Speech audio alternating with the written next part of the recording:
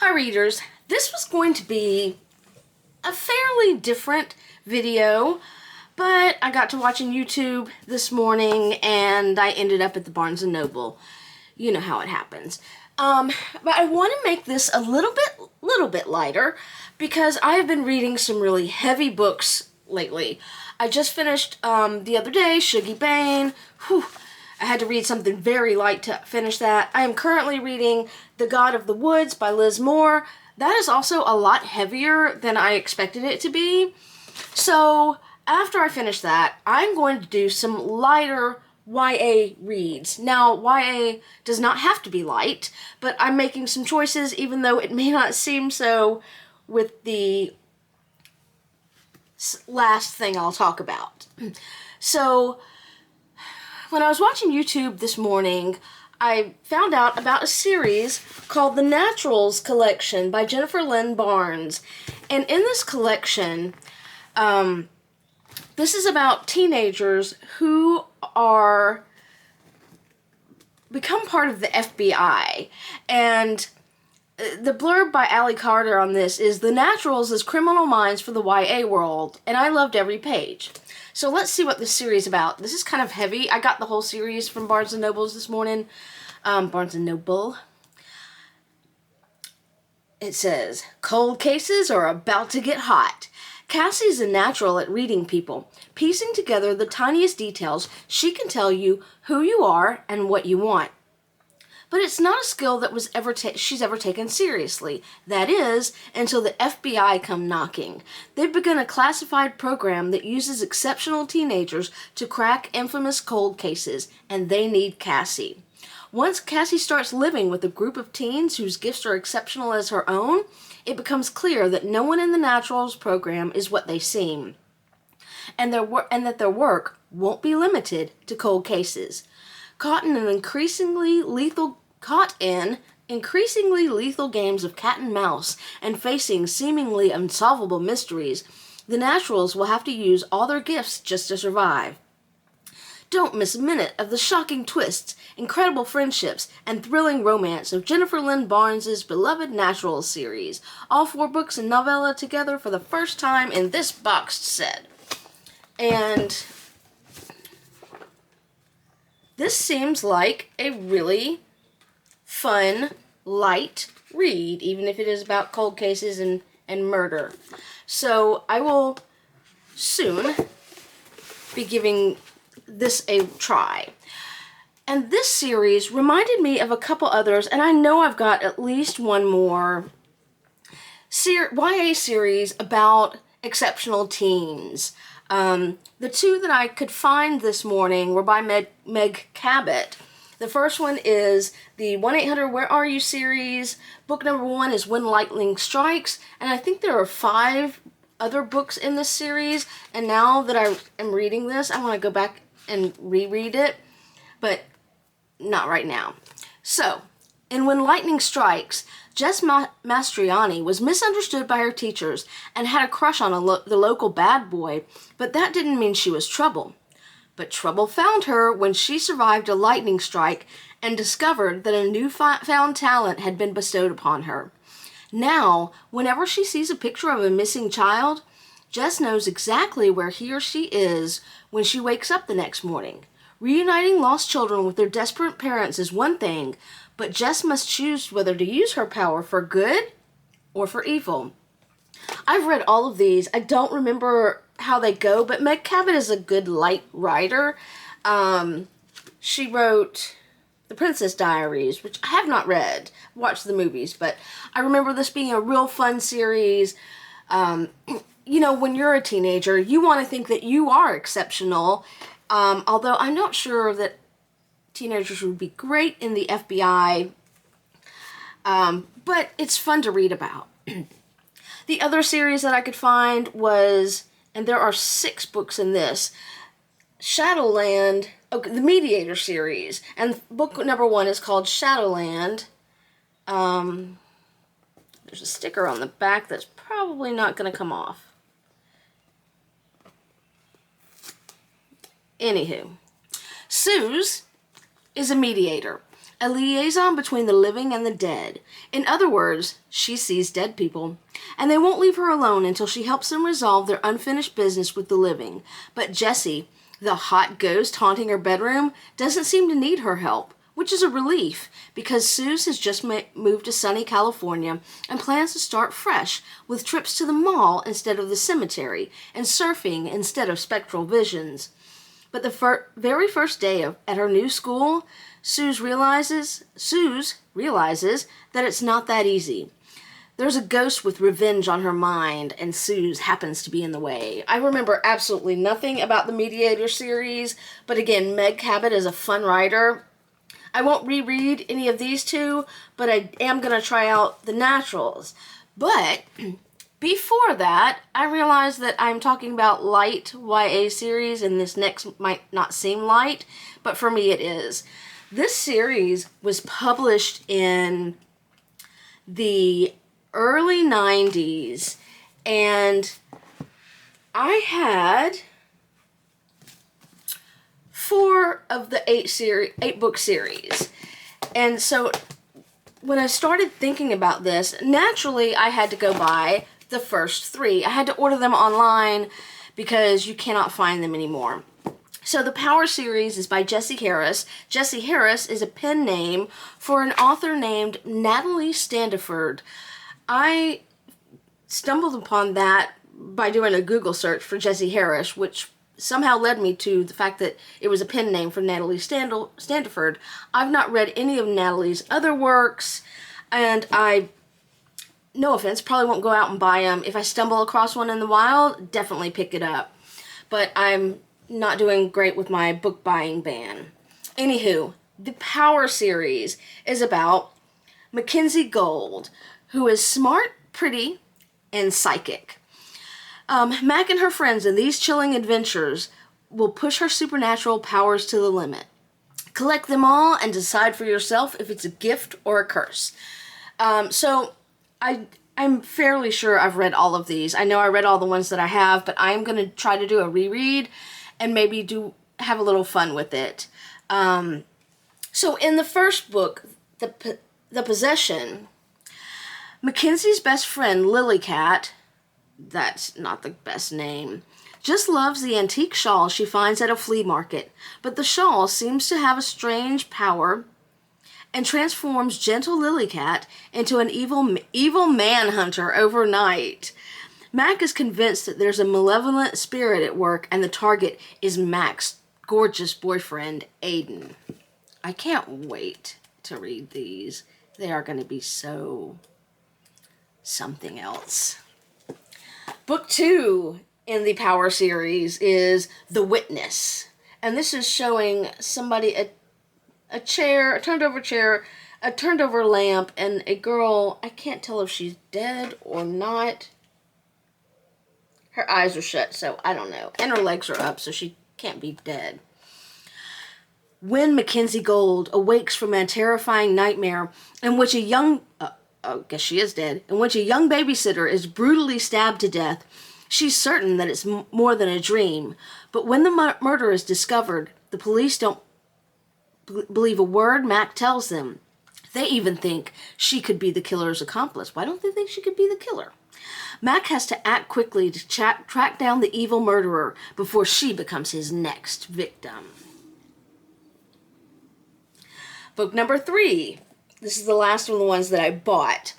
This is called The Fear Experiment. He'll teach her to control her psychic powers if she joins the Fear Experiment.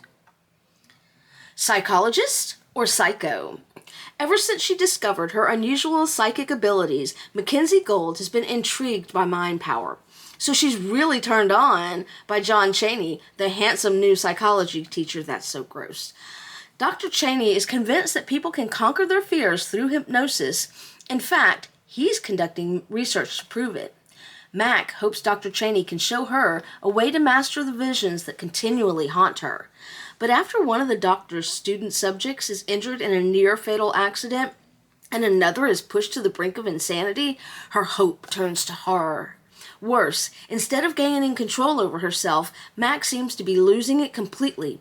She's in Dr. Cheney's power and in mortal danger, and a voice inside her says, there's no escape. I can't wait to read these. I can't wait. I want to have a really good time. I hope that they are, no offense y'all, better than the Christopher Pikes that I read. Okay, in the Power number 4, this one I'm probably sure I bought at a used bookstore. Almost certain, because that one I bought at a used bookstore. Anywho,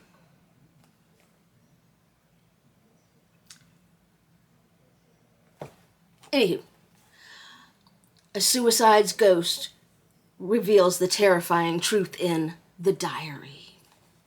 And look, I'm kind of like poking fun at these, but I don't mean to. I love a good YA series, and I love a good scary YA series. And I say that this will be light reading because it's got to be lighter than Shuggie Bain and the Gods of the Woods, and I really need some lightness and something to laugh at and have fun with.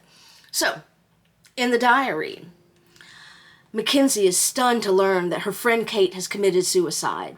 Mackenzie's always had an eerie knack for knowing things before they happen, but she never even sensed Kate was in trouble. Sure, Kate had seemed different lately, spending all her time with her strange boyfriend Charles, but anyone could see they were madly in love. Overwhelmed by grief, Mac tries to sort out her feelings in her diary, but Kate's ghost takes control of Mackenzie's hand and begins writing the story of her torment. Under Kate's spell, Mac feels herself dangerously drawn to the intense Charles and to the secret garden where Kate's body was found. Yet the more Mackenzie knows of the story, the more she wonders, did Kate really die by her own hand, or did someone else take her life? I think we're going to find out someone else did it. Okay, book number 5 in the series. It was worse than death. It was Aiden's fate. Time bomb. Mackenzie Gold's nightmares have a strange habit of coming true, thanks to her growing psychic abilities. So when she dreams that her handsome boyfriend Aiden is involved in a violent car crash on Valentine's Day, she's terrified. Haunting visions of a cruel face complete with a malevolent skull earring. Ooh, not the malevolent skull earring. A mysterious ticking sound that only she can hear, and the unreasonable fear that a sad little boy named Kevin is also in mortal danger add to her panic. Mackenzie hasn't figured out what it all means, but one thing is certain. Unless she can use her special powers to change Aiden's fate, he's going to die. Okay, three more to go. I definitely am going to probably have to break these up with other reads, and I guess I've given up on Christmas in July-ish, because I haven't read as many as I thought I would. Anywho, she'll need all her power to resist the vampire's kiss. Dun dun dun. Tall, dark, and deadly. When Mackenzie Gold meets Michael Blake at a Halloween party, she's more than intrigued. What, did Aiden die? Is Aiden gone? Anyway, she's simply never met anyone as romantic and thrilling as this handsome stranger. He's so incredible, in fact, that Mackenzie ignores certain peculiarities. She only sees him after dark. He seems to appear out of thin air, and he somehow knows her most intimate secrets, while she knows almost nothing about him. Even though her psychic powers soon unmask him for what he really is, a vampire, it's clear that Michael has no intention of making Mackenzie his next victim. What he wants from her is something far different and far worse. Now, I did read on it's on Goodreads, I think, and a commenter said that maybe these were published out of order that they were written, so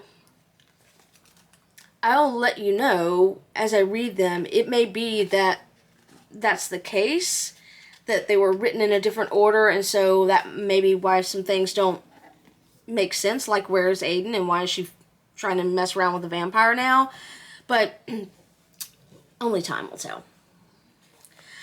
Book number, oh shit, that was book number 7. I skipped over book number 6. I don't know why I did that. So book number 6, this is one immediately after Aiden's fate and the skull earring. Horror lurked beneath the carnival in the Catacombs. The Catacombs is the new amusement park ride that promises your wildest dreams and worst nightmares. That's not a ride I would ride.